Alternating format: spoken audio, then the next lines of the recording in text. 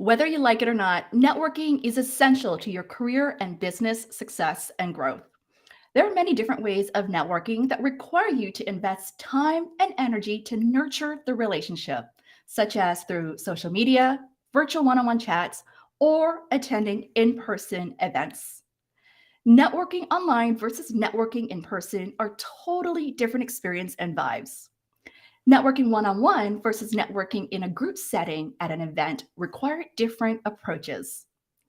I recently came back from New York for the LinkedIn Instructor Reunion event and had an incredible time meeting my fellow LinkedIn instructors that I admire and so inspired by for the very first time. It was like meeting celebrities. If you dread going to networking events, or if you feel anxious, or if you find it awkward to network in a group setting, then today's show on how to talk to anyone at a networking event is for you. You'll learn effective ways to start, hold, and end a conversation in a room full of strangers to make the most out of the networking opportunity. I'll be chatting with fellow LinkedIn instructors whom I just met a week ago, AJ Eckstein and Dean Karrel, who'll be joining me on the show very soon. Hello and welcome to the Dare to Differentiate show. Whether you're tuning in live or watching the replay, I am so delighted that you're here. Comment to let us know, where are you tuning in from? I'm your host, Diana YK Chan, LinkedIn top voice and founder of My Markability, where I help you stand out, get hired, and earn more. All right, so speaking of a client win with regards to networking, last year I had a client who made a huge career pivot, changing from entrepreneurship to corporate marketing through networking. I supported her for about a year and a half. When we first started, she really needed to get clear on what she's going to target and how she was going to break into the corporate career there, as she's been having her own marketing agency for over 5 years. And through a series of networking, she met like probably 100 people throughout the course of the 1.5 journey there.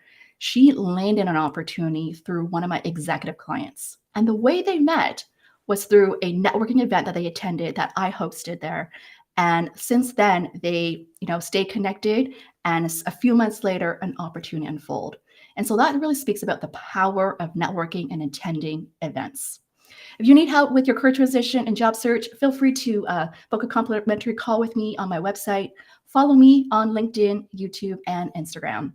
All right, so let me check in with the audience. Who's in the house today? All right, we have Musa from Nigeria, Alpha from Houston, Candace from Philadelphia, amazing, Melba from Toronto, Bowen from Sweden. Oh my goodness, we have an international audience here. Good morning, Maria from Richmond Hill, really close to where I live here in Markham.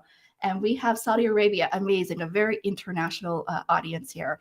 Okay, so here's what to expect. Today's agenda, we're going to have some quick intro rapid fire questions with our guest. Then we're going to highlight a little bit about the LinkedIn Instructor Reunion event experience of what it was like.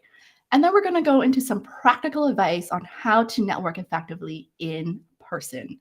If you're excited and you're here, type in a +1 and let us know that you're excited and that you're here. Okay. Some housekeeping. Replays will be available on my YouTube channel, where we'll be adding timestamps later on for easy viewing. I want to encourage you to click like and comment anytime, share your thoughts, key learnings, and questions, engage with one another as well. And then I like to also raise the vibrational energy there, is to show your appreciation. Share your kind words to support our guest speakers here. Type in #GoAJ and GoDean. Type in that there to give them some supported love. And then also a special shout out to my assistant, Jandale Carlo Catalonia in Philippines, who's also supporting me today with engaging with you all and displaying our captions here. Okay, so let me do a quick introduction here. So AJ, who we just met literally last week, a week ago in New York at the Empire State Building. AJ is a career coach and strategy consultant who also hosts the top-rated podcast, The Final Round, where he interviews recruiters and hiring managers on how to ace interviews. Dean Karrel is an expert in executive coaching, career mentoring, sales training, and leadership development. Dean is also the author of the book, Mastering the Basics: Simple Lessons for Achieving Success in Business. All right. Are you guys excited? Oh my goodness. I see our friend Amira is here as well. Amazing, amazing. Let's welcome our guest speakers to the show here.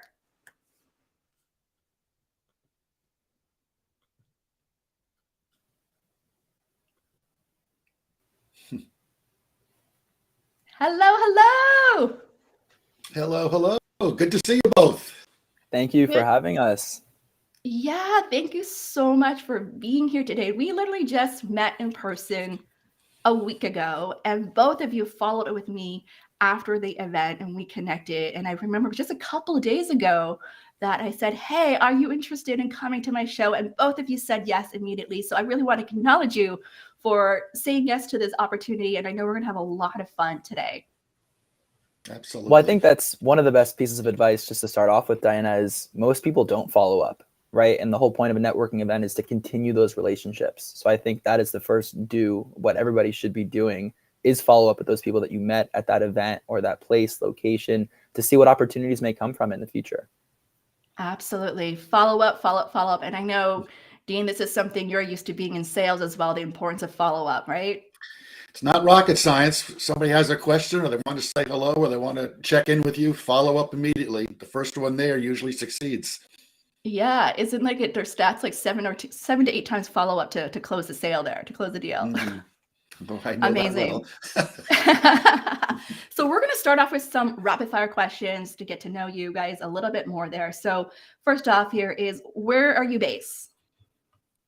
We'll start with AJ. So it's a tricky question because I've been traveling a ton. So I'll give a multi-part answer. I would say been mostly in between San Francisco, Austin, Texas, and Los Angeles. Oh, wow. So you've been traveling a lot. Bouncing. And actually, I'm in New York City at the moment. So been traveling a bunch for work and to see friends. So spend some time in each of those locations. Yeah. Where's home for you? Home is on the West Coast right now. West Coast. Amazing. Yeah. Amazing. And what about you, Dean? Well, I live now in northern New Jersey, about 25 miles from New York City. And interestingly, one of the attendees today I see is from Greenwich, Connecticut, where ironically, that's where I grew up. So a little networking tip is when you see where people are from or where they're attending or where they may be speaking from, it's a great way to start a conversation. So that person from Greenwich, please reach out and check in with me when we're done. Amazing, right? Finding that common ground to connect. Speaking of that, I literally just met another fellow LinkedIn instructor at one all hands meeting the other day who's from Toronto, and we connected instantly. So that's such great advice. What's your area of expertise? I guess I can start that off, Dean. I would say area of expertise right now, starting with consulting, given that I work in strategy and consulting, primarily for large media and tech clients working in product marketing and product strategy, and then also just recruiting, careers, and job search. And my background is in the publishing industry. I spent more than 3 decades with some really large global publishing companies. And I left that about 7 years ago to do a new path of my career. So I do career coaching and I do sales training with the small companies. So I like to tell the story. It's a great example, whether you're 25, 35, 45, or 55, you can change the paths and direction you go with in your career. And that's what I've done. So, and I love what I'm doing now. And I'm thoroughly energized with the experience I'm now and path I'm now on. Oh, I love that story, that it's still possible to make a career pivot. And what's the name of your latest LinkedIn course? Go ahead, AJ. Yeah, I'll kick us off, Dean. So the latest course is Nano Tips for Professional Networking. So it's more of a bite-sized course that you are encouraged to watch on your phone. So it's mobile first vertical video. It's about 10 bite-sized, very short videos. So the whole course is about 10 minutes and just rapid fire advice covering and debunking the myths, the do's, the don'ts, very similar to what we're doing today, but just trying to figure out how we can get people to network effectively. Because I think a lot of career institutions, a lot of advice out there is not the best. And we're trying to change that and get people to get to where they want to go. Amazing. And I have to tell you, when I saw your course, I was like, oh, that's a course I'm going to create. I got to go come talk to you when I come to New York. Amazing. All right, Dean, your turn. Well, I like both of your courses. I love these nano course approach, the quick tips, quick ideas, less than 30 minutes. And both of you have great nano courses confidence, yours and presenting, Diana, and yours, AJ, on networking. You got some great tips in a short period of time. Mine are a little longer, and they're in the sales category. And my latest course is a course on handling objections. And I have 15 courses in the LinkedIn Learning Library that cover everything from the basics of learning how to sell, because everybody is scared of selling, to some of the more advanced topics like how to close sales, which is what everybody fears. Yeah, that's amazing. Wow, 15 courses. Isn't that amazing? Can we give some like clapping emojis here?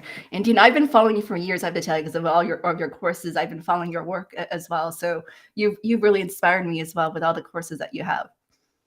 Thank you. I'm glad. Did you pass the assessment test? That's the key, though. I know there's tests in those courses, like the nano courses don't have that. Right. What's an interesting highlight from this year in 2022? Dean, do you want to take that one first? Well, I'll take that one first. For me, and again, I spent my whole career working with people face to face, being in offices, traveling. And, I used to fly across the country at a moment's notice. Those days are over where, we don't travel as much as we used to. But I love now the fact that I'm able to go back into New York City and see clients face to face. I'm able to go around the metropolitan New York area and talk with clients face to face. Yes, we can do it by Zoom. We could do it by Teams, and it does work. And we made it work over the past 2 years. But for me, there's nothing better than being face to face with somebody. So for the highlight for me this year has been the fact that I've been able to communicate and look people in the eyes and see them in person. Oh, that's amazing to hear that. That's amazing. Yeah, you're a connector. What about you, AJ? Definitely echo that, Dean. There's nothing better, especially after working with someone or networking with someone virtually, to meet them in person, like we did at the LinkedIn Learning Instructors event in New York City, which was so great. And we'll talk about obviously all of the best things from that event. But I would say the two highlights, at least for me, in 2022, one is more career focus, one's more personal. So on the career focus side, ending season 1 of the Final Round podcast, interviewing about 30 recruiters that have been on the show from all of these different companies and getting about 30 hours of career insight to help our audience advance past the Final Round interview. So that's probably one of our favorite highlights. And then more of a personal highlight is completing an Olympic triathlon that I actually finished about 2 weeks ago. Did a ton of training for it. And it was definitely took a lot out of me, a lot of training. Had to eat right, stretch, everything, get right, the right sleep. But those are two of my highlights for 22.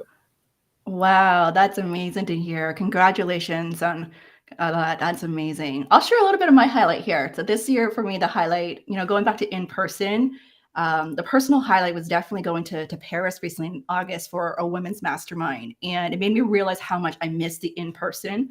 I was there for 10 days and I really had some meaningful conversations. And I transformed as well as an individual. So that was a highlight. And the other was traveling to Cancun with my family for 10 days. So taking 3 weeks off in August was huge. I feel so refreshed and energized. And a professional highlight was definitely launching the LinkedIn course this year, the Nano course on presenting with confidence. So that was a huge highlight, along with being recognized as LinkedIn top voice there. So awesome. So my last rapid fire question is, what fulfills you? I can take this one first. I would say it's taken some time to really figure out what you are fulfilled by, because I don't think you are just born and you know exactly what gives you joy. But I would say connecting people. And what I mean by connecting people is that could be one friend to another friend in a new city and they become friends. And when you end up leaving that city, like I'm in New York right now, connected to my good friends who just moved here, and then seeing them go to dinner and go out together without me being there. I really find joy in connecting people just, socially, with the relationships, things like that. And the second thing is also just in their career. If you can connect the right recruiter or hiring manager or company or HR rep to that right candidate, right? It's no cost to me other than just a little bit of time to send that intro email. But obviously the return that they get is exponential and that can propel their career. So I would say being the connector is something that I've leaned into more, and how I can connect these two dots. And as you build your network, you're just more of a matchmaker, both career-wise and socially. This is why you and I connected, AJ, because I'm a connector as well. I love making introductions and I love endorsing other people. And I wonder, we hit it off right away. Now I see as you share this. What about 100%. You, Dean? Well, I think that's probably why the three of us are all together this morning, because all three of us thrive on that. And What fulfills me also is I am very honest. I'm very authentic, and I like telling people that I don't have all the answers all the time, and we all have insecurities, and we all get nervous, and we all doubt ourselves sometimes.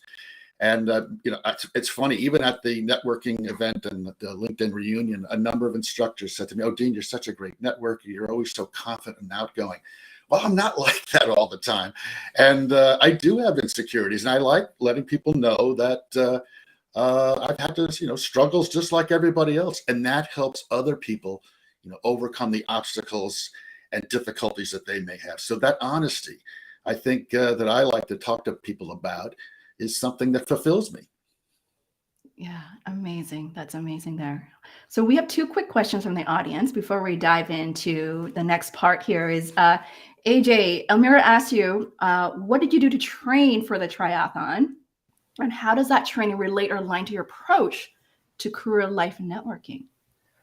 So I think Question. the triathlon is a really, and it doesn't have to be a triathlon. It could be a marathon, a half marathon, a relay race, just some sort of goal that you want to do physically. I think a lot of it, and the reason why I do these things, I think it translates very well to what you do for your career. So, when I'm in my groove and I'm like today, for instance, today before this live stream, I went on a run at 6 a.m. with a couple friends, right? And just really staying committed, determined, trying to stay ambitious. And a lot of that translates to then when I start work, I feel like I'm ready to tackle the day. I already accomplished something. So I think you have to get a routine going. You have to stay committed, and finding a community of people who are trying to achieve that same goal, that same mission is super important. And the same thing if you're job searching, right? If you're trying to level up in your career, finding other people who are doing similar things, or even us three, right? Trying to build our communities, our audience, our brands, and trying to help others. So I think, to answer Almira's question, finding that community, doing similar things, staying consistent, and then making sure you understand why you're doing something. Because the biggest thing why I wanted to do it, obviously wanted to stay physically fit, but really wanted to translate to my career and my professional journey. Amazing, amazing. And so, Dean, I have another question for you from the audience is, could you suggest some books to tackle sales adversity and best read for online money making for service-based AutoCAD design engineer? Oh my goodness, there's a boatload here. Who sell service by creating engineering designs? Well, I think the question is, are there books that can focus on specific industries on sales?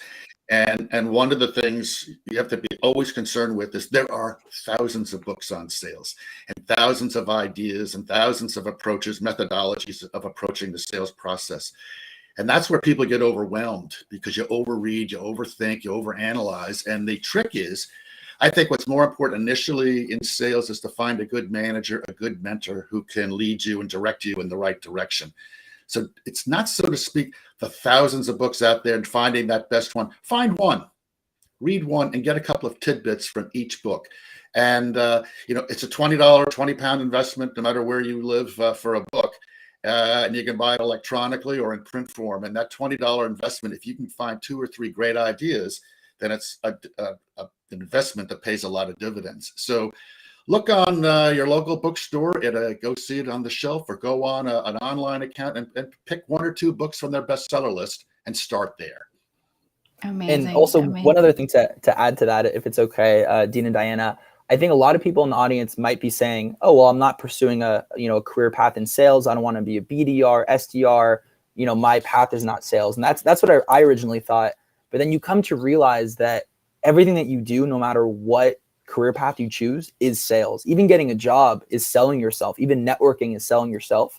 So being a great salesperson is actually a really good set of tools to have. So definitely take Dean's course and read some of those sales books and just practice selling yourself, because everything you do again in life is sales.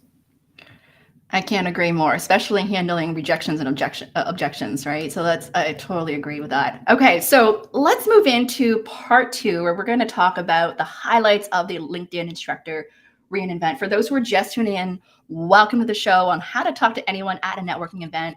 We're going to talk about the highlights from our recent experience where we just met last week at this event there, and then we're going to give you some best advice on networking. So let's start off with what were the highlights from this event. And perhaps what I'm going to do is I'm going to share some pictures to give you guys some idea for those who are, just tuning in, wondering what it was about. I'm going to share with you some pictures here. So this was the event. I think there was about 50 plus of us, was it? 50, Mhm. 60 of us at the event. This was like our group picture later on in the evening.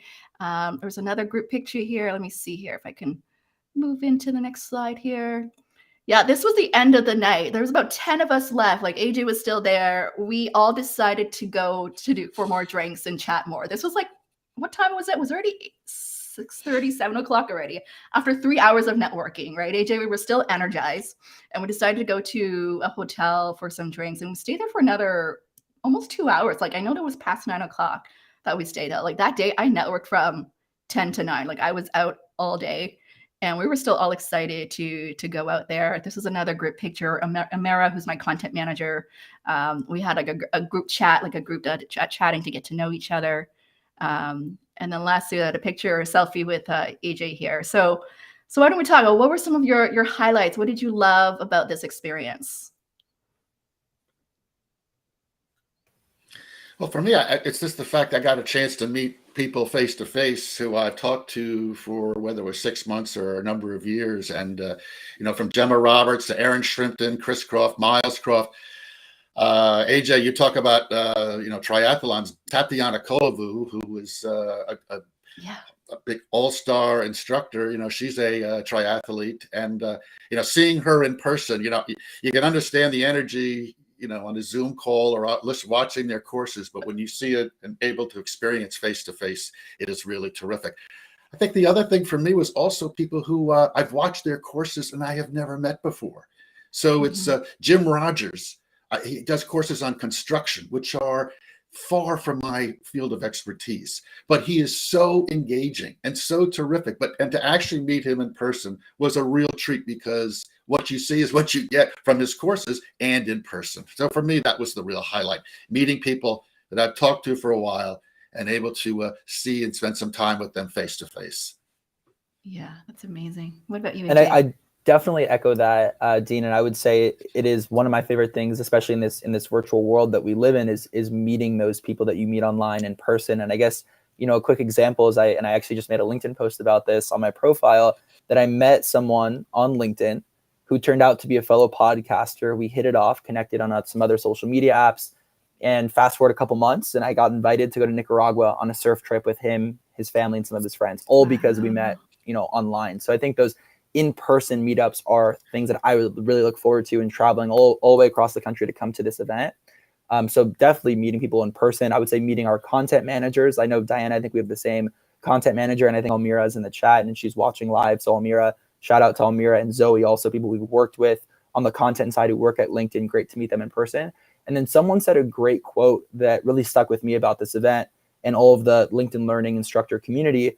It's like we're all coworkers at the same company, but we never really work hand in hand, and we've never met each other. So coming into that one space and saying, wait a second, we have so much in common, but we work with our content managers rather than directly with each other, but we all support each other with different content on LinkedIn, and seeing those little bubbles, your little profile picture actually come to life was one of my favorite highlights of the event. Oh, that's so wonderful to hear. Yeah, for me, I just really love the vibe and energy. I just felt so warm, welcoming, and just positive. There was a lot of that support. Like I loved when Dean came up to me to say hi, because I reached out to him like a few days before, like, I'm coming, looking forward to meeting you. And I just love how Dean just came to say hello. It was just a brief hello, but it just made me feel so warm and welcoming. And just even like AJ, like I love in our small group chat that you were always hyping each other up, like, so and so good at this. And I was just like so impressed of the group of the people that I got to meet. And everyone was just so supportive. I really love that through those little moments of conversations, someone would say, like Tatiana, she's like, oh, have you met Selena, for example? Like we were talking about like my course on confidence. She's coming with a book and she made an introduction for me to go say hello. And I've been following Selena for a long time as well. So I was so excited to get to talk to her. And so those little moments that it's hard to do virtually, that you're able to do in person very quickly, to make these instant connection, build those instant rapport, and take selfies. Like I love taking pictures. So I just love that I was able to take some great pictures with people there. Yeah, It's an impressive awesome. group. I mean, we're very fortunate. We work with some really impressive people, from entry-level people in their industries to PhDs to professors to people who have been trainers for years. The LinkedIn Learning Library has a really impressive list of instructors. So I count my blessings all the time of being able to work with this organization and people like this, and getting a chance now working and meeting with you two. Or even Dean, Amazing. people, international speakers like Diana, who's spoken to the UN and has more speaking events coming up. I mean, it's, and I made another post about this. Like, I walked into this event and, I definitely had a little bit of imposter syndrome, right? I mean, there's industry thought leaders, best-selling authors, university professors like Tatiana, people with, 50 plus LinkedIn Learning courses, huge influencers, millions of followers. And it's like, man, what can you offer? But everybody has their unique story, and just being able to help and support and uplift others. Absolutely. Everybody has their Absolutely. unique story. That's a great statement, AJ. That's exactly right. Yeah. So this is a great segue to some of these questions to offer. For those, I want to hear from our audience, like, how do you feel when it comes to attending a networking event? Do you feel excited or do you feel anxious? Tell us a little bit of those emotions that comes to when coming to like a networking event. And let's talk about right now in terms of what are some of those networking myths that you hear, that you experience? What are some of the common myths? And I know, AJ, you alluded to this in your course as well. I can kick us off. So I would say one of the biggest myths, and I remember especially when I was a student in college, you feel like you have nothing to offer, and you feel like networking is very transactional. So if I reach out to Dean because I want to work in sales, I feel like I have to give him something. If I reach out to Diana, what do I have to give? And oftentimes when you're starting out in your career, maybe you're a little bit younger, you feel like you have nothing to give. But one of the things that I always tell myself, even now when I'm networking, is you're giving the other person an opportunity to give back. Because I always tell myself that the other person that you're networking with, that's giving up time out of their day to help you, to chat with you, they're also networking, or they have networked to get to where they are today. And they're also networking to get to where they want to go. So networking is not transactional. It's a huge myth. People think that it needs to be, I give you something, you give me something. It's not a bartering system. There's no payout. It should just be to help others. I also think that, networking is synonymous with job searching. And once you land your job, you're done networking. But the craziest thing that I've learned after getting my recent entry-level job is that I actually do more networking now once I have my job to grow in my career than I did to even get my job in the first place. So, Dean, you're gonna love this, and the sales acronym ABC, always be closing.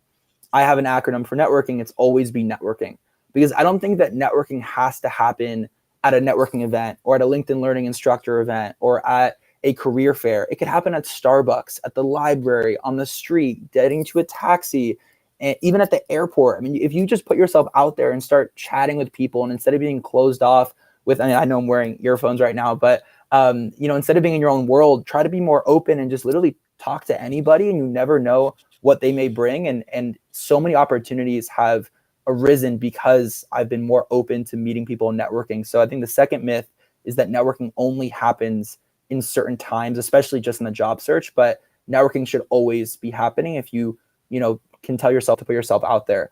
And I think one of the last things I would say for networking is that you can network with anybody. And I agree that you could network with anybody. But one quote that I love to say is that there's no bad person to network with, but there are definitely better people to network with to try to tailor what you want to do. It's kind of similar to if you're searching for a job, right? There's no bad job to apply to, but there are definitely better jobs to apply to that align closer to what you want to do. So let's say that you're pursuing a sales track, right? And there's 3 people in the room. There's Dean, Diana, and AJ, right? Can Diana and AJ offer advice, guidance? We can be great people in your network, of course.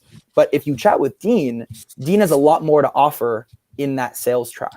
So and we'll talk about research and some tips in a second, but if you do your research prior, you should have some target people that you want to speak to, because Dean's probably going to be your best advocate and the best person to network with in that setting. So I think those are the 3 things that I would recommend in this networking myths and tips for advice section. Amazing. Anything you want to add, Dean?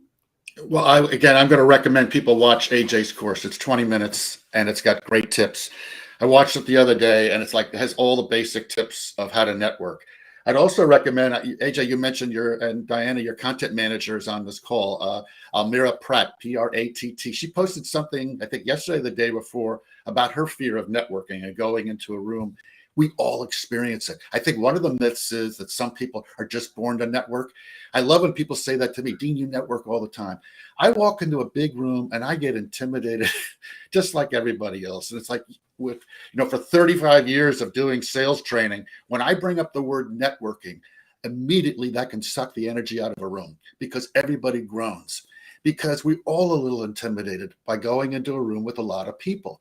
And so you have to have those tricks of how you get involved and how you integrate and work with others. And we're going to talk about that during this discussion today. Yeah. But I think one of the myths is that it's not easy sometimes, and it's okay. The word networking scares people. It's almost like you come up a word with being social. I just think a lot of it comes down just to being able to say hello or finding your comfort zone that Almira talked about in her post on LinkedIn. And, so the myths are, it's not easy sometimes, but you can overcome them. And again, watch AJ's courses. Let's just watch his course. It will be done here. You know what? I have to tell you, networking as a coach as well, through working with clients one-on-one, it's one of the most common challenges that people have, whether extrovert or introverts, especially with introverts when it comes to networking. But once we change that perspective, one perspective I like to think about, instead of thinking that you need to ask for help, ask for a job, is really thinking about how can I serve, how can I help, right? And when going back to, it's not transactional, it's all about discovering what you can do for others. It makes it more interesting and fun there. So let's dive into our next question here, is how to best prepare for an in-person networking event. And perhaps I'm going to kick off this because I actually did do some prep, because I actually was a little nervous, being the only Canadian instructor flying in. I was like, oh, I don't know if I know anyone. And one of the things I did was I did check out the list of people who were attending. I read through the list. And after that night, I reached out. I reached out to people to say hello. Like Dean, I reached out to you. AJ, I reached out to you to say hello. I said my hello before in person, that I'm coming, looking forward to meeting you. And that just gave me at ease, because I felt that when I arrived, I felt like I recognized people. And you recognized me as well, so you came to say hello. So that was one of the best things I felt like I did to eliminate some of that fears or that I don't know anyone at this event. That goes to the basics of planning and preparation and research, which is chapter 1 of sales.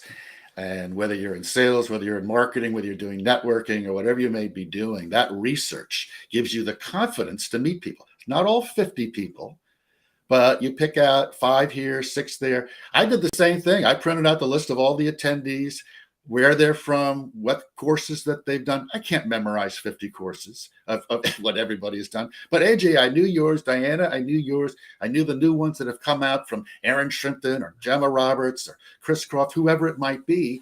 And certainly, Selena's course, I wanted to meet her and see the courses that she's done and her work with TikTok. So that 45 minutes of prep work is so important in networking and so important in sales and so important in making presentations within your corporation. Basics. The basics, right? Yeah, because you can't talk to everyone. Yeah. You can't talk to anyone. I would say, just to add, I totally agree. And I did the same thing with researching. Again, there's no bad person to network with, but there are definitely better people that might be better suited to what you are trying to do, career-wise, socially, whatever it may be. Another thing I would advise the audience is make sure you do prep work on yourself. Do you have your story down, right? It's definitely updates every day. Can you tailor it to the event? You have to be able to think on the fly. If I have some sort of sales experience, I'll make sure to talk about that when I hear Dean has a course in sales versus Diana, maybe sales is not as relevant. So your story should not be some canned response that you just memorize word for word the next 30 people that you chat with. It should be a living, breathing, piece of you that you tailor to that person and what they're doing, so that you build those similarities to build that connection that will lead to better networking. So having your story down is super important. I also think you should go and do everything based on goals, right? What would constitute success if you were to leave this event? What do you want to walk away with? Do you want to walk away with 50 emails? Do you want to walk away with 50 new LinkedIn connections? Do you want to walk away getting some FaceTime with the LinkedIn content manager because you want to get a new course out? So everybody's goal is different. And maybe my goal, honestly, was just to go there, enjoy, have fun, meet as many people as I could, and just be open to seeing what opportunities may come from it. Literally like this LinkedIn Live and meeting, these two incredible people next to like Diana and Dean. So just ask yourself when you go to these events, what is your goal? And when you walk away, what would make you look back and say, wow, that was a really successful and positive event? Yeah, that's such great advice about nailing your story. That's something I talk about a lot, like mastering your glowing introduction, because that's the impression that you leave. And I knew actually flying there, I actually wrote down what I wanted to get out of the event. Part of it is really just meeting people. And the other was for me is that I knew that I wanted to also do more speaking. And I want to learn from people who are doing more speaking currently, or who have published books or published a lot of courses. So I prepared also some questions that I want to ask to learn more from that. And that requires preparation, like, because if you don't know a little bit about the person, it's hard to ask specific questions. So I actually prepare some specific set of questions on my phone to just prompt me to ask those questions there. And like you and I, like AJ, like I knew we had something in common because we worked in the same company before. There were just some little things to find those common ground so that you can hit off right away by preparing there. And one other thing I want to add, if we can, before we move on to the next topic, there's a fine line between being prepared and then being over prepared. And this is the same thing with interviews, right? You don't want to come off so polished to the point where, Dean is the hiring manager is like, I don't know about this person. They have responses for everything and they've memorized things word for word. It's the same thing with a networking event. You don't want to come and say, Dean, I watched every second of your course. I memorized the transcript. You're from XYZ location.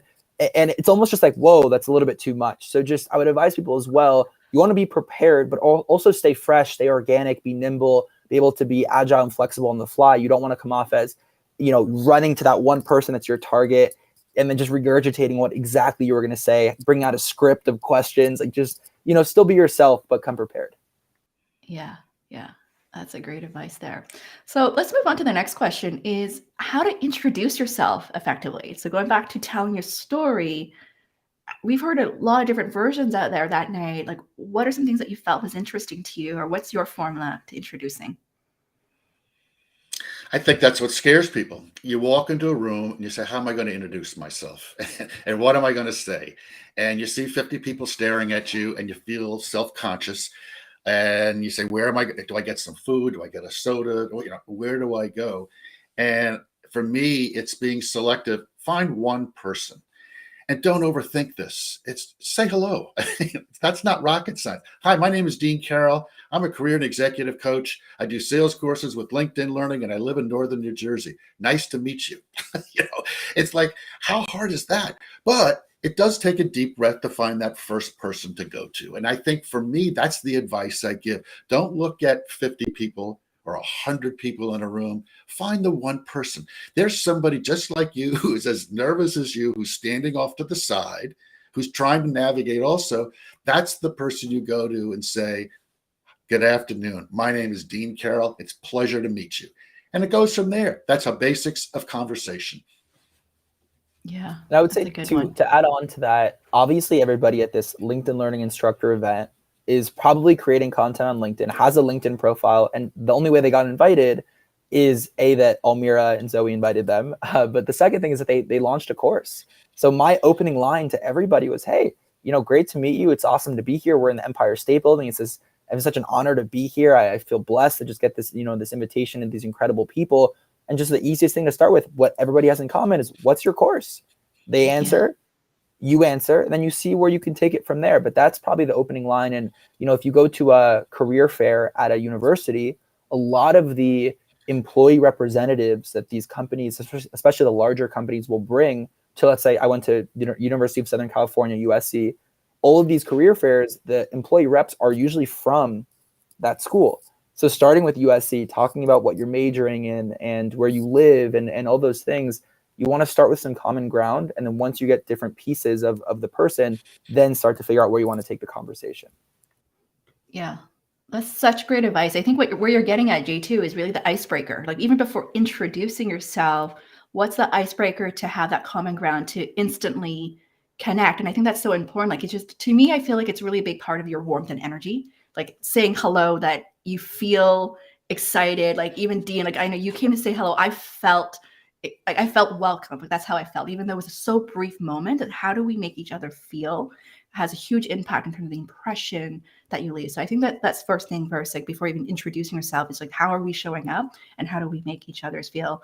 And one thing that I talk about for introducing yourself is that besides just talking about your past of what you've done, talk about something interesting of like, what are you looking forward to or what are you working on, so that you can maybe also like mastermind a little bit to brainstorm and get some advice from each other. So for example, I shared that I'm giving a talk to the UN like next week, like next Wednesday. And AJ was super excited for me. He was my hype man there. He was telling everyone about this. But what I loved about it afterwards was that we also talked about some ideas, like, how do I share this story as well? And we were able to brainstorm and support each other as well. So beyond just talk about your past, talk about like things that you're working on, what you're excited about, to maybe seek some advice and seek some insights from each other there. Goes to the point, it's about the other person, it's not about you. And that's the key thing of sales is, it's you're working with a customer. It's you're not talking about yourself. You want to learn about them. And that's the same with networking. No one wants to hear my story. I want to hear about you, AJ. So tell me about yourself. I mean, that's a basic equation of networking and of conversation. So that's a very important point. Yeah, absolutely. So we have a question here from Mohammed. Do we need to be intentionally selective? Because select, I guess, in terms of meeting people. I can start and take this one, and then feel free, Dean or Diana, to add on or to disagree. But I would say that you should, again, have some target people that you want to meet. But if you meet somebody that's not in that quote unquote target list, you shouldn't say, oh, you're Diana. Oh, wait, you're not on my list. I got to run and go talk to that person. Right. So yes, by the end of the event, you do want to meet and chat and network with those target people. Ideally, of course, you're never going to get everybody. But again, you don't have to be so intentional to the point where you could see someone looking at their list on their phone or a printed out paper and they only say, Dean, oh, there he is. Sorry, I can't talk to you, Diana. I got to go talk to this other person. So do it in a respectful and organic way, and still meet people that maybe are not in your lane, because you never know what could happen in the future. But have that target list is still very helpful. Yeah, it's good advice. But it also goes back to, if there are 50 people in a room, you're not going to meet all 50. What you're trying to come away with is a couple of people that you had a good conversation with, and maybe there's some extra things you can do and follow up on. And you never know, you might find 2 or 3 others that are bonus. And again, it's not, don't make it a game, make it a conversation. And I think, and not every event is going to be perfect. We went to one that was really outstanding. We've all been to ones where like, wow, this is tough. Yeah. So it's that happens. Yeah, that's such a great point, that, there are events where you just don't feel great in them. But I think the one that we were part of was great. Like the energy was amazing, that people wanted to continue to chat afterwards. So absolutely. I like to have an open mind. Like, even though I have my intention and people I want to meet, you just never know like who you'd meet. Like for me, like I was so delighted to meet Tatiana.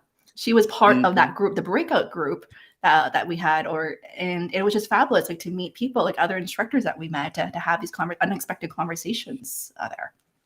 Right. So my next question here is, what are some great conversational starters? So I know AJ talked a little bit about icebreakers. What are some other great conversational starters there? I know the key here is really finding common ground. That's what it really is. What are some tips or questions?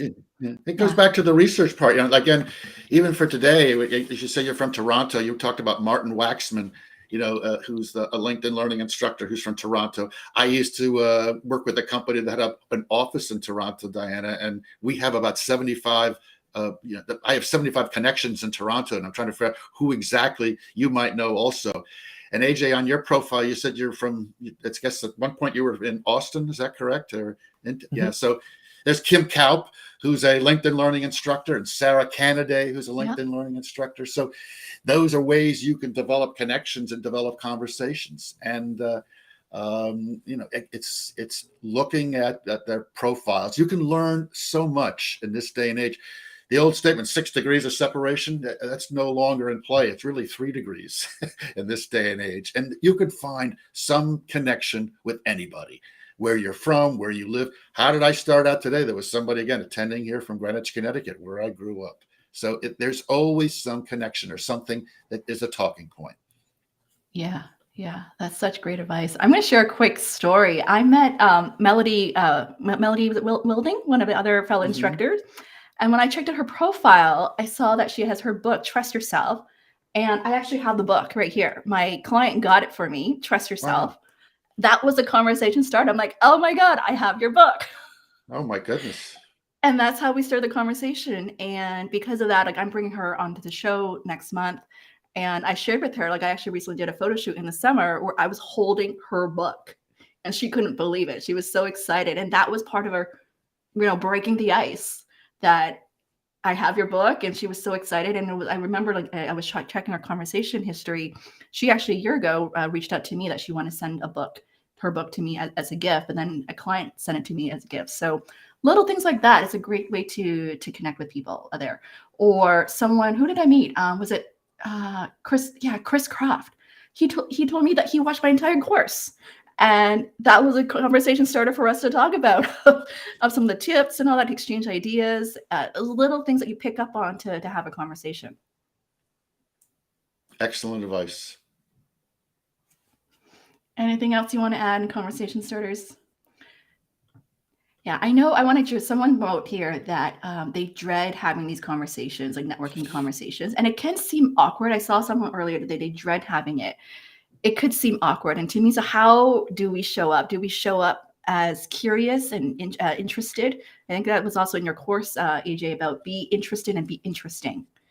Right, that you want to be interested in others, show curiosity, ask some questions, but also be interesting, that people want to learn more about you so that you can have that ongoing conversation there. So that follow up to this, and I want to hear from the audience. We have an audience here still. That what are you learning so far? We got a lot of like these little golden nuggets that we're dropping. Type in the comment, let us know what are you learning so far. Let us know if you have any questions as well. The next question here is how to make a lasting impression. I would say it's with the questions that you ask. Again, showing interest and staying interesting. It's very similar. I think networking and interviews are also very similar in the sense that when you have those last 5 minutes and the interviewer, the hiring manager, the recruiter says, do you have any questions for me? It should never be no. You should always have questions. But I always think about what are other people asking and how could I ask very different questions? My goal is for the other person to say, whoa, I've never thought about that before. That's a great question. And it leaves them pondering once that interview or that chat or that networking call is over.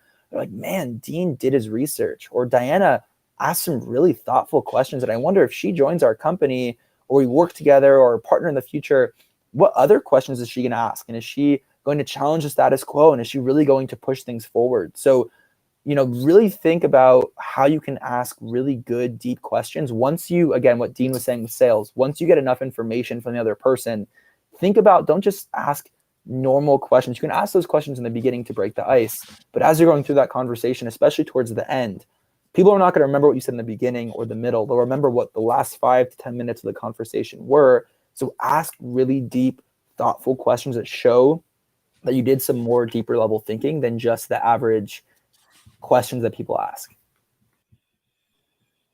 I love that. The questions. One of the things I talk about in a lot of my courses and a lot of my posts is an area I'm not an expert on, but I read a lot about it, and I watch courses in LinkedIn Library on emotional intelligence. Gemma Roberts' course on emotional intelligence is one I recommend all the time. And that is everything you just talked about, AJ, being aware, listening, asking good questions, showing care, follow up, looking people in the eye, and most importantly, listening. And those are courses, and that's a subject that I think can benefit you no matter what job you may have in your company. Is the basics of emotional intelligence. And if you say you're going to do something for somebody, and if you have a conversation with somebody, you have to follow up. Don't ghost people. If you commit to something, make sure you do it. And those are the lasting impressions that you can make on people that are so important. And so we're giving a lot of tips today on courses to watch. And I think there's a clue there. A lot of great resources within the LinkedIn Learning Library that are immensely valuable for people. One of them also now being emotional intelligence. And Yeah, Diana, that's Dean mentioned follow up, and I'd love if you're good with it. We can dive into that topic, because this is, if you're okay with it, this is one of those areas to me that matter the most, because the least amount of people do it. And I don't know, Diana or Dean would love to hear your thoughts as well. But if you go out of your way, especially someone, let's say, reaches out on LinkedIn and they want to chat with you, to ask for some advice, especially if you're kind of at the place where they want to be career-wise, job-wise, whatever it may be, and you give up 30 minutes of your time on a weeknight, weekend, we're all crazy busy, and you never get a thank you, and you also never hear from them again. That is just one of my biggest pet peeves, because you feel like it was just a waste of both of your time, and you feel like your advice was not heard, was not said. So I think such few people follow up, but it means so much, and it's also so easy to do. And if someone's giving up time out of their day, out of their night, out of their weekend to help, I promise you, they do want to hear from you. Maybe they don't have time for another call, but following up and staying in touch does not mean, hey, Dean, do you have an additional 30 minutes next week? It means in the next week, hey, Dean, thanks so much for your time last week. By the way, you told me to get a sales book to dive into my sales career. Guess what? Here's a picture of the Amazon screenshot I bought of the book. Or, hey, Diana, we spoke about getting more confidence in interviews, and you said to watch this LinkedIn learning course. I just watched it. Here are the top 3 tips. Hope you're having an amazing week. That's staying in touch. That's following up. You don't have to hop on another call every single week. And such few people follow up. So the few ones that do, they become very memorable. And you want to do everything in your power to connect them to those opportunities, to those people, to help and support them, versus the ones that don't, and you never hear from them for 6 months to a year. They reach back out when they need something. You're not as inclined to help and support them. That's such great advice, AJ. From my days as a speaker as well, I find that very few people follow up. And I remember back in the day when I was speaking at a university in front of hundreds of students, only like one person followed up. And this person became my mentee. I mentored him. And I actually introduced him to kickstart his career in recruiting. Someone that I knew on LinkedIn, they created their first ever internship at a recruiting agency. And it's because of him following up. And I love that you said that it doesn't necessarily have to be another meeting or anything, but it's just acknowledging the advice that they took or what they learned from you to nurture that relationship further there. Dean, did you have something you wanted to add? Well, I agree. You don't need an advanced degree from Harvard or the London Business School to learn how to follow up either. And it's sad. Most people don't follow up. And in sales, I mean, I talk about that all the time. I think I did pretty well in my career in sales because I showed up on time, I followed up, and I followed up on the commitments that I gave to people. And that's not rocket science. I don't need an advanced degree from a major business school to be able to do that. And that's how you overcome. I know somebody mentioned the imposter syndrome, and it's just doing these things that can differentiate you from everybody else. And follow up is one of the easiest ones to do. Follow up. And Dean, you mentioned differentiating yourself, and on the Final Round podcast, we talk about, what really sets people apart to help them advance past the final round in an interview, in life, in relationships with friends, networking, whatever it may be. And it's funny because people think that it's the big things, but it's not the big things. It's the little things that take the least amount of time, but the fewest amount of people do. So sending those thank you notes and following up and staying in touch and really showing that you care. And also even getting that call, that interview, that networking, meeting, whatever it may be. Did you send a templated outreach message, or was it so tailored to the point where Dean says, wow, AJ actually put in the time to watch my course or watch a few minutes of it, shared his favorite quote, his takeaway. He knows where I'm from, what I'm doing. And such few people do that, to the point where that's how you stand apart from your peers, from the competition, from others, and really get past the final round. Yeah. Bingo. That's such great advice, because a lot of the work I do as a coach is how do you stand out? How do you differentiate? How do you make a lasting impression? And I talk a lot about go above and beyond to gain that competitive edge, right? So part of it is either following up or doing that extra prep work or asking these great questions that people felt like, okay, you've done your research, you know what you're talking about. One of my favorite questions from the event last week was one of the fellow instructor, Marielle Lagarde. She asked, what's your Mount Everest? And I love that question because no one actually asked me that question. And it really got me into more future mode of really thinking about my vision, my why. And And I remember that because then I left feeling like, wow, like she really cared about my vision and where I'm heading and how can we best support each other. So thinking of those thoughtful questions can be a great way to make a lasting impression. One thing I want to add on in terms of making a great impression is I want to talk about the importance of body language and your tone of voice, like the eye contact, the warmth of smiling, your facial expressions, your posture. All of these will have an impact of how people feel or perceive you as well. So showcasing warmth is important. There's this book by Vanessa Van Edwards on, what's it called, Cues. And she talks about the formula for charismatic communication is the balance of competency and warmth. And warmth usually comes first, which is you don't have to say anything, but the way we show up of how we make each other feel, that gives a feeling that you are a charismatic communicator. And I actually remember that Mount Everest question. I was actually going to bring it up, but you just mentioned it. And it was a question where I'm like, wow, that's not just what's your goal for 2022. That's what's your goal for your career, for your life? What do you define as purpose? And I thought that's also a great icebreaker, is really getting people to think. And again, lasting impression. I'm like, whoa, that's a really good question. I'll remember that person. And one other quick networking tip that I would say that blew me away and caught my attention is, given that all three of us right here on the panel are content creators, people should follow and watch and listen to the content of the courses, and then use that in your outreach strategy, whether it's for sales or trying to get time with the person, networking, job search, whatever it may be. I made a LinkedIn post on a Friday saying the best time to network is Friday mornings, because people are so excited about the weekend. There's usually less work going into the weekend, and you're just in a better mood. There's usually fewer meetings. Someone reached out the following Friday and said, hey, Jay, not just I follow you, but I follow you and I saw your LinkedIn post about reaching out on Fridays. And here I am taking your advice to heart and reaching out on a Friday, and then kind of gave their pitch about time. And I was blown away. And I said, you know what? I've been saying no to networking calls because it's been a busy week. But I said, you know what? Let's chat over the weekend because I saw that you actually put in the time. So use this advice that we're sharing right now. And, you can use it back on us to, get to where you want to go and network and build and support each other. Amazing, amazing. So I have one final question. If anyone here wants to share any one final question or just comment on what your biggest takeaways are, we appreciate you. I see Amira still here as well and supporting us. Thank you so much. So to wrap things off, what are your top 3, let's say, networking do's and don'ts? AJ, that's right up your alley.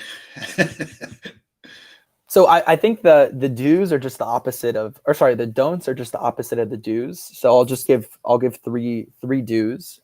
You should network organically. Again, like we said earlier with the theme, do not make it transactional. Do not think, what could I give this other person? Just really try to support each other and build others. And the don't is, don't make it transactional. I would say the second one is just be yourself. Don't try to act like you're somebody that you're not. If I say I'm a sales expert and I love sales, and Dean's a sales expert, he can see right through me because maybe that's just not really my story. So really be yourself and don't be somebody that you're not. Of course, you can play the part and you can fake it till you make it to an extent, but you really should believe in your authentic story and tell yourself that you do belong. Even though everybody has imposter syndrome. I saw a comment, I think on the LinkedIn Live, in the comment section about imposter syndrome. I had imposter syndrome going to this event, but when I walked in, I reminded myself that I do belong here and I have a unique story to tell. So don't, let imposter syndrome take over and still go and say yes to those opportunities. Then I would say the last thing, and we just mentioned following up, but please do follow up, send those thank you notes, show that you care, and stay in touch. Because if you're networking and you don't do anything after the fact, it's just a waste of everybody's time. Continue that relationship, nurture that relationship. Don't ask for something now, but maybe in the future you will need something, and that person is more inclined to help if you did follow up. So those are my 3 do's and don'ts, and I'll throw it over to Dean to finish us off. Well, AJ, I think you nailed it. I mean, those are the tips that are so critically important. Just be yourself. And I talk about smiling, smile, say hello, be authentic, be genuine, be real, show interest. I mean, again, goes back to emotional intelligence. Those are my do's, and it's caring for others. And not every encounter you're going to have is going to be perfect, and not everything is going to be the right match. And just don't overthink this. Again, just be yourself. I in my presentations, I talk all the time that I wasn't the smartest guy in the class, by far. There were so many people smarter than me. But what I did do is I showed up on time, I smiled, I said hello, I followed up, and I try to care for others. And I do send thank you notes. I'm old fashioned. I still do it in written form. So it goes back to differentiating yourself. So AJ, great advice, great tips. And I'm just putting a little icing on the cake of what you just said. Amazing. I love this. And I'm going to share my favorite 3 ABCs about networking that I always talk about is always be connecting, always be curious, and always be cultivating. These are my 3 favorite ABCs around relationship building. And one of my big don'ts that I always talk to clients about is don't ask for a favor before building trust and rapport. So meaning don't go ask someone to refer you for a job or an opportunity or introduce you so-and-so without building that trust and rapport. It is so, so important that you take the time to nurture that relationship. And one thing I want to add, like when it comes to a networking event that I find that it's really helpful if you do feel imposter syndrome or anxious, what I find helpful is either you find like a buddy, if you can find someone to go with, to attend with, introduce each other, right? Be that hype person. Like AJ, you were really good with that. Like even though we just met, you were so good. It wasn't just about hyping, it's actually acknowledging other people. Or sometimes, when people may not introduce themselves in a way that they want to highlight their credibility or their successes, you can be that person to acknowledge them so that other people get to know more about them as well. And that's a great way to build those relationships. And I noticed a few people did that night, and it really helped with the conversation to keep it going throughout the evening there. Awesome tips. Amazing. Let me see. Let's check in the chat room before we close things off here. We have some great comments from our audience. Dean, you're so down to earth and break things down to the simple components and see why you get the compliments on your honesty. Amazing. All right. And we have Jerry said, thank you for putting this together with 3 dynamic speakers. Followed you for years and now adding AJ and Dean to my list. Thank you all so much. Amazing. Thanks, AJ. Friday it is. Amazing.